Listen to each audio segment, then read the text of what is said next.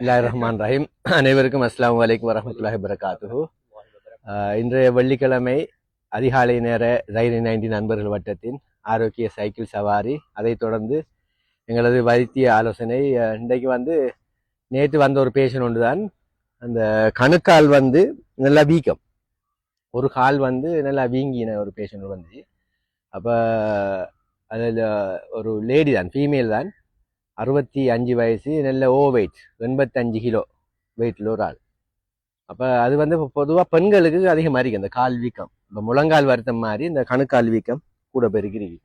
இப்போ அதில் என்னென்னு பார்த்தா, இப்போ பல காரணங்களெல்லாம் அந்த வீக்கம் வரும். ஒன்று இப்போ கால் நம்ம உலுக்கினு செல்வோம், நடந்துட்டு போகக்குள்ள கால் சில வேலை பேலன்ஸ் இல்லாமல் இருக்குது கால் அப்படின்ட்டு பிறண்ட, அதால் டக்குன்னு என்ன செய்யணும், அந்த டிஷ்யூ அதுகள் பியும், அதை வளர்ச்சிருக்கிற ஜாயிண்டை வளர்ச்சிருக்கிற தசநாறுகள், டெண்டன் அதுகள் சில டைமுகளில் சில ஃபைபர் சில நார்கள் பிஞ்சிச்சுன்னு சொன்னா என்ன நடக்கும் சொல்லிச்சுன்னா, அதுல இருந்து வெளியாகிற நீர் அந்த வளர்ச்சி அதுக்குள்ள கலெக்ட் ஆகும் தோலுக்கு. அதால அந்த வீக்கம் பாரு.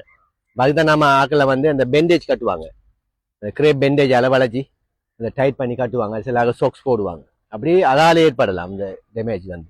மற்றது சில ஆக்கள் அந்த ஆரம்ப காலத்துல அந்த ஹீல் போடுற குதி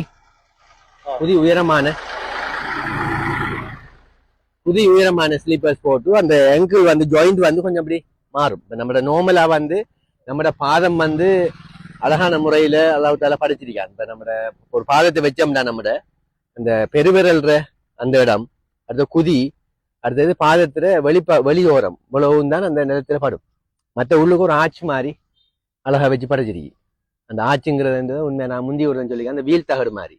இப்போ வேனுகள் லொரிகளுக்கு வீல் தகடுன்னு ஒன்று என்னன்னு சொன்னா, லோடு பாரம் கூட அது இப்படி மூவ் பண்றதுக்கு. அப்போ இப்போ சொகப் சோர் மாதிரி அது ஒர்க் பண்ணும். அந்த தகடு அப்படி இருக்கிறதால அது கொஞ்சம் வெயிட் கூட கொஞ்சம் ஃபிளட் ஆகும். வெயிட் எடுக்கக்குள்ள கொஞ்சம் மேல் கொழும்பும். அப்படி நம்ம ஊண்டக்குள்ள கால் அசைஞ்சு கொடுக்கும். அது ஒரு நம்ம பாதத்துக்கு இயல்பாவே அந்த அந்த மொழிகள் ஒவ்வொன்றும் மூவ் பண்ணக்கூடிய மாதிரி தான் அமைக்கப்பட்டு. அப்போ நாங்கள் ஒர்க் பண்ணக்குள்ள அது அந்த ஒரு அந்த அப்படி ஃபங்க்ஷன் பண்றதால, சொகப் சோர் மாதிரி ஃபங்க்ஷன் பண்றதால நம்மளுக்கு அந்த டேமேஜ்கள் வர குறைய. அப்போ சில டைம்களில் அந்த ஓவர் வெயிட், அதாவது வெயிட் நம்மளோட பிஎம்ஐ 25க்கு மேலே போகக்குள்ள, சரிண்ணே, ஒபிசிட்டி அப்படின்ட்டு வரக்குள்ள அந்த வெயிட்டால் என்ன செய்யணும், அது அப்படியே ஃப்ளட் ஆயிடும். அந்த ஆர்ச் வெயிட் கூடி அப்படியே நிலத்தோட அப்படி ஃப்ளட் ஆயிடும். ஃப்ளட் ஆகக்குள்ள அந்த கால் இப்படி இப்படி பெறல தொடங்கும். இப்போ நார்மல் அந்த ஆட்சி இருக்கக்குள்ள கால் இப்படி நேராக இருக்கிற அந்த கணுக்கால் என்ன செய்யண்டா உள்பக்கத்து இது ஃப்ளட் ஆகல இப்படி ஆயிடும். அப்போ சில இப்படி ஆயிடும். நம்மளோட அந்த நடக்கக்குள்ள அந்த கால் வெளிப்பக்கமா ஆயிடும். அந்த ஆட்சி மடிகிறத அப்படி போகக்கூட அந்த ஆங்கிள் ஜாயிண்ட் டேமேஜ் ஆகிற விதம் கூட. அதால தான் அந்த காலில் கூட பேருக்கு அந்த வெயிட்டால வர ஆகலுக்கு எல்லாம் அந்த கணுக்கால் மொழி வீங்கி முட்டி மாதிரி மாறுது. இப்போ கிட்டத்தில் ஒரு பேஷனுக்கு அந்த கணுக்கால் ஜாயிண்ட் கலண்டுட்டு அப்படி வெயிட் தான். அவங்க ஃபேமிலி எல்லாருமே 95 90, தாத்தா தங்கச்சி எல்லாரும் 95 கிலோவுக்கு மேலே தானே அவங்க. அதுல ஒரு ஆளோட மொழி அப்படி சும்மா ஆடி ஒரு ஒர்த்தோபெடிக் சர்ஜன் கொண்டு போய் அது ஜாயிண்ட் கிட்டத்தட்ட ரீப்ளேஸ் பண்ணிடு, சப்போர்ட்லாம் வச்சு பெரிய சர்ஜரி. அப்படி அந்த வெயிட்டால வாரதானே அது. அதுல பிரச்சனை என்ன சொல்லிச்சுன்னா, அது ஒரு காலோட நிக்காது.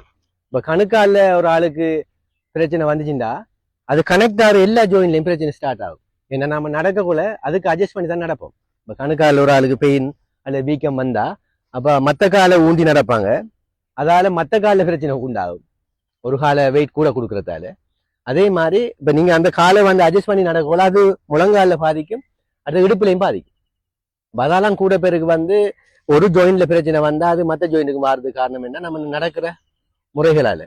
அப்ப பிரதானமா நாங்க இப்ப இந்த காரணங்களால இந்த பிரச்சனை கூட வருது. அதாவது ஓவர் வெயிட்டால வாருது, ஹீல் உள்ள ஸ்லீப்பர்களை பாவிக்கிறது. சரி, இப்ப ஹீல் போடக்குள்ள உண்மையா இப்படி கால் எலும்புது, இப்படி எலும்புக்குள்ள அது இங்க இடுப்புலையும் பிரச்சனை வரும். இளம் வயதுல கூட பேர் ஹீலை போட்டு நடந்துடுறா, அப்புறம் அவங்க வயசாகிற டைம்ல பிறகு அங்க இடுப்புல அந்த ஜாயிண்ட், ஹிப் ஜாயிண்ட்டுக்குள்ள பிரச்சனை வருது, நீ ஜாயிண்ட்ல பிரச்சனை வருது. அதுலயும் இப்ப மெல்லியாகல ஒரு அளவு வருவா இல்ல, அதுலயும் வெயிட்டான அகல போட்டாங்கன்னா எப்படியும் அவங்க பிற்காலத்துல கடும் பாதிப்பு கொண்டு வரும். அவை நாங்க இதுல இருந்து விடுபடுற ஒன்று லேடிஸுக்கு தான் விசேஷமா. அந்த ஜென்ஸுக்கு இது குறை என்னன்னா, ஜென்ஸோட ஜாயின்ஸ் எல்லாம் அந்த மூவ்மெண்ட்ஸ் கூடினது, இப்ப சைக்கிளிங் செய்யறது, வாக் பண்ற விதம் கூட. அப்ப அதால அந்த மொழிகள் அதிகமா அந்த ஒர்க் பண்ணப்பட்டு எக்ஸசைஸ் கொடுக்கப்பட்டு அந்த ஜாயிண்ட வளர்ச்சிக்கிற டிஷ்யூ எல்லாம் நல்லா நாட்டுக்கோழி காலை போல நல்லா காஞ்சி நல்லா இறுக்கம் அரிக்கிறதால அந்த விலகுற வீதம் அந்த பாயிறது உழுக்குவாரதெல்லாம் குறையும். லேடிஸ்ல ஜாயின்ட்ஸ் வந்து தொடர்ச்சியா நிக்கிறாங்க. இப்ப காலையில இருந்து ஈவினிங் வரையும் கிச்சன்ல தொடர்ச்சியா நிற்பாங்க. அப்ப நிக்கிற விதம் கூடங்கிறதால அந்த வெயிட் வந்து டோட்டல் வெயிட் போற இடம் தான் அந்த கணுக்கால். இப்ப முழங்காலுக்கு அரைவாசி தான் போகும், கீழே கணுக்காலுக்கு டோட்டல் ஒரு ஆள் முழு வெயிட்டும் போறது. அதனால நிக்கிறத வந்து குறைக்கணும். வீட்டுகளை வந்து எப்படியும் ஒரு ஒரு ஹாஃப் அன் அவர் 1 ஹவருக்கு ஒருக்கா கொஞ்சம் உட்கார்ந்து எழும்புற அப்படி செட் அப்படி கிச்சன்ல நிக்கிறார்கள் தொடர்ச்சியா நின்றுட்டே இருப்பாங்க. அப்ப அது ஒரு பிரதான காரணம். தொடர்ச்சியான ஒரு ப்ரெஷர் ஒன்று கொடுக்கக்குள்ள அந்த ஜாயிண்ட்களுக்கு டேமேஜ் கூட வாரு. மற்றது வந்து வீட்டுகளுக்குள்ள லேடிஸை பொறுத்தவரையில ஓவர் வெயிட்டான ஆட்கள் கொஞ்சம் ஸ்பஞ்ச் மாதிரி குஷன் மாதிரி ஸ்லீப்பர்ஸ்களை பாவிக்கணும், பஞ்சு மாதிரி. அப்போ அது ஒரு குஷன் மாதிரி ஒர்க் பண்ணுறதால அந்த ப்ரெஷர் கொடுக்கறது குறையும் அந்த ஜாயின்ட்ஸுகளுக்கு. மற்றது வந்து வெயிட்டை குறைக்கிறது ஆக முக்கியம். இந்த மூண்டையும் செய்யாட்டி அந்த ஜாயிண்ட்களில் வர பாதிப்பு கடுமோவர வரும். வெயிட் குறைக்கிறது எல்லாருக்கும் தெரியும், நம்ம பல ப்ரோக்ராம்ல செய்திருக்கோம்.